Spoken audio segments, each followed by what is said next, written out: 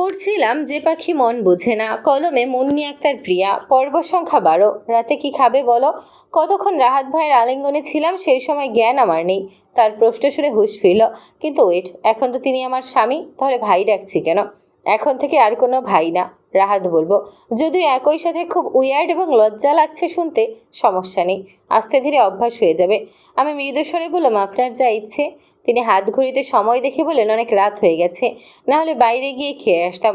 হোটেলে অর্ডার দিই, চলো দেখিও ওদের মেনুতে কি আছে। তিনি হাত ধরে আমাকে রুমে নিয়ে এলেন। আমাকে বিছানায় বসিয়ে মেনু কার্ড নিয়ে তিনিও পাশে বসলেন।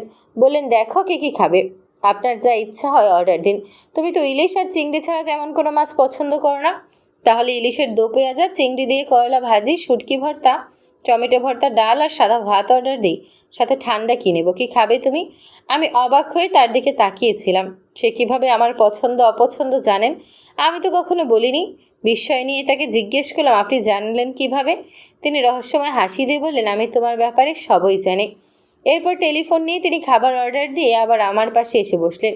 মুখোমুখি বসে আমার দুহাত ধরে চোখের দিকে তাকালেন। আমি লজ্জায় দৃষ্টি ফিরিয়ে নিয়েছি। তিনি হেসে বললেন, তোমার অনুভূতি বলো। কি নিয়ে? সব কিছুই। বুঝতে পারছি না, কেমন যেন মিশ্র অনুভূতি হচ্ছে। ভালো লাগা, ভয়। ভয় কেন? চাচু আর চাচিমণি জানলে যে কি হবে? তিনি আমাকে আশ্বস্ত করে বললেন, যতদিন না তুমি চাইবে ততদিন আব্বু আম্মু কিচ্ছু জানতে পারবে না, প্রমিস। তুমি ভয় পেও না।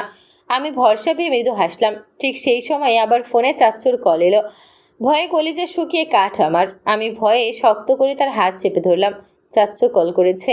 আর তুমি ভয় পেও না, কল রিসিভ করে স্বাভাবিকভাবে কথা বলো। কি বলবো?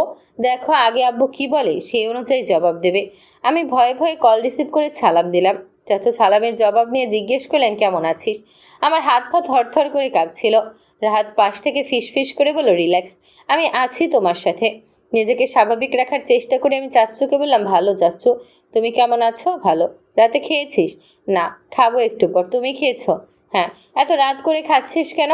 আগে খেয়ে নিবি। আচ্ছা। তোর কিছু লাগলে? আপাতত না। আচ্ছা, যখন যা লাগবে আমাকে বা তোর চাচিকে কল দিস, ঠিক আছে? খেয়ে ঘুমিয়ে পড়িস, রাখছি। আচ্ছা। চাচু কলটা রাখতেই ফোন বিছানার উপর রেখে আমি জোরে শ্বাস নিলাম। রাহাত আমাকে বুকে জড়িয়ে ধরে বলল, তুমি এত অল্পতেই ভয় পাও কেন বলো তো? আপনি বুঝবেন না আমার টেনশন। তাই? আমার অত শত না বুঝলেও হবে।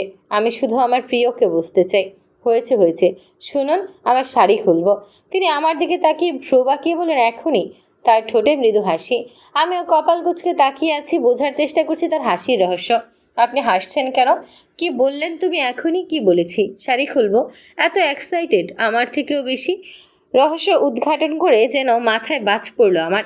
কিভাবে আমাকে পচাচ্ছে সে! আমি তড়িঘড়ি করে বললাম, না না, আমি বলতে চেয়েছি শাড়ি চেঞ্জ করব। জোর করে আপনি ঢাকা থেকে আমাকে শাড়ি পরিয়ে আনলেন, এখন গরমে মরে যাচ্ছি আমি। তিনি হেসে বলেন, ও আচ্ছা তাই। আমি তো ভাবলাম অন্য কিছু। খুশি হয়ে গিয়েছিলাম। যাই হোক, ব্যাপার না। আমার মন চাচ্ছিল মাটির দুভাগ করে ভেতরে ঢুকে যাই আমি। কি লজ্জা, কি লজ্জা! লজ্জা এড়িয়ে যেতে আমি দ্রুত উঠে লাগেজ থেকে টি শার্ট আর প্লাজো নিয়ে ওয়াশরুমে চলে গেলাম।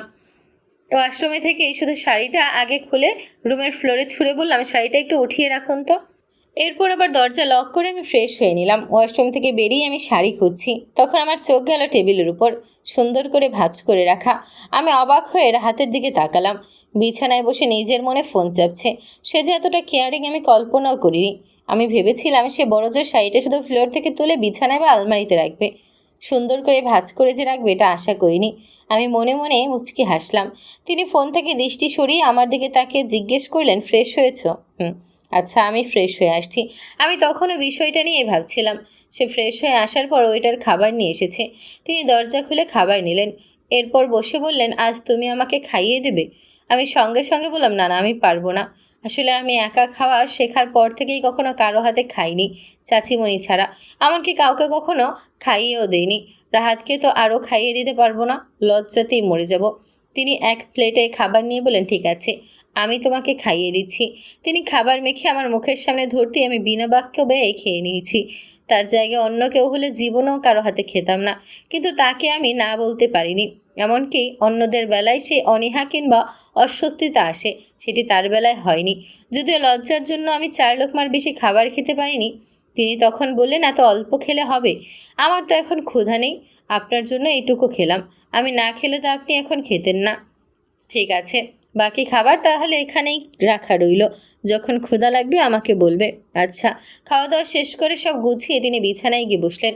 আমি তখনও সোফায় বসে আছি। এবার এক অদ্ভুত ভয় করছে আমার। তিনি আমাকে ডেকে বললেন, প্রিয়, দূরে কেন তুমি? এখানে আসো। আমি ভয়ে ভয়ে বিছানার অন্য পাশে গিয়ে বসলাম।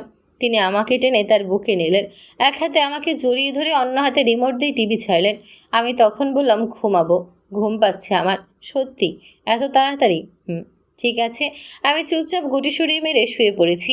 তিনি টিভি অফ করে লাইট নিভিয়ে আমার পাশে আমাকে জড়িয়ে ধরে শুয়ে পড়লেন। আমার শরীর তখন অজানা ভয়ে জমে বরফ হয়ে গেছে। আমি একদম পাথরের মূর্তির মতো শুয়ে আছি শক্ত হয়ে। তার এক হাত আমার পেটের ওপর। টি শার্ট ভেদ করে তার হাতের স্পর্শ লাগতেই আমি খপ করে তার হাত ধরে ফেললাম। শোয়া থেকে উঠে বসেছি সাথে সাথে। তিনি জিজ্ঞেস করলেন, কি হয়েছে? আপনি কি করছিলেন? এখনও তো কিছুই করিনি। আপনি দূরত্ব রেখে ঘুমান। তিনি বিস্মিত হয়ে বলেন, কি? কেন? আমার অস্বস্তি লাগছে। আমাকে না, অনাকাঙ্ক্ষিত স্পর্শকে। অভ্যাস করতে হবে না। এখনই না, আপনি দূরে যান। তিনি এবার অভিমানী কণ্ঠেই বললেন, ঠিক আছে। এরপর সত্যি মাঝখানে দূরত্ব রেখে অন্য পাশে মুখ করে শুয়ে পড়েছেন। আমি কিছুটা হাঁপ ছেড়ে নিজেও শুয়ে পড়লাম। মনের ভয়টা যদিও এখনো যায়নি, সে কাছে আসলে যেমন ভয় লাগছিল, ঠিক তেমনই এখন দূরে যাওয়ার পরও ভালো লাগছে না। কিন্তু কি করব তাও বুঝতে পারছিলাম না।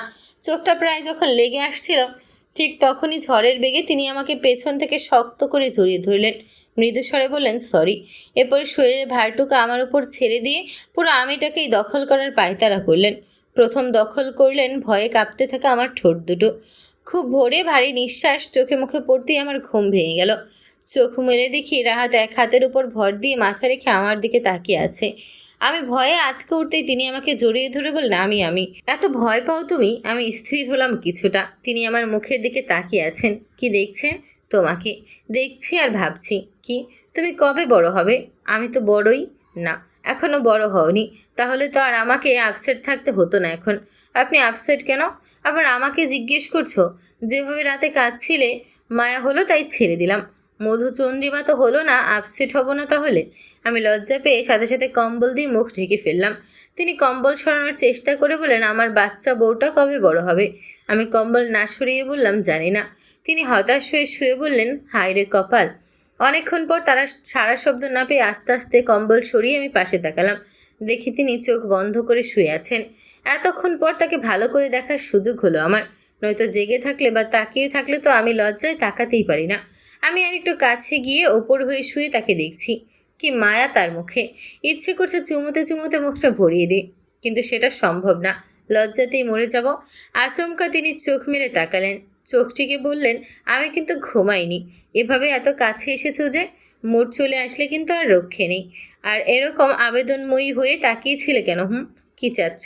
আমাকে আদর লাগবে? আমি আবার সঙ্গে সঙ্গে লজ্জায় কচ্ছপের মতো কম্বলের ভিতর ঢুকে গেছি। তিনি কম্বলের ওপর থেকে আমাকে জড়িয়ে ধরে হাসতে হাসতে বলেন, বাচ্চা কচ্ছপ, আমাকে জ্বালিয়ে পুড়িয়ে এখন খোলসের ভেতর ঢুকে বসে আছে। জলদি বের হও বলছি। দুজনের শব্দময় হাসিতে পুরো রুমটা একদম মুখরিত হয়ে গেছে। তিনি কম্বল থেকে আমাকে বের করার চেষ্টা করছেন, আর আমি শক্ত করে কম্বল টেনে ধরে রেখেছি। একটা যুদ্ধ চলছিল যেন। অবশ্য শেষ জয়টা কিন্তু তারই হয়েছিল।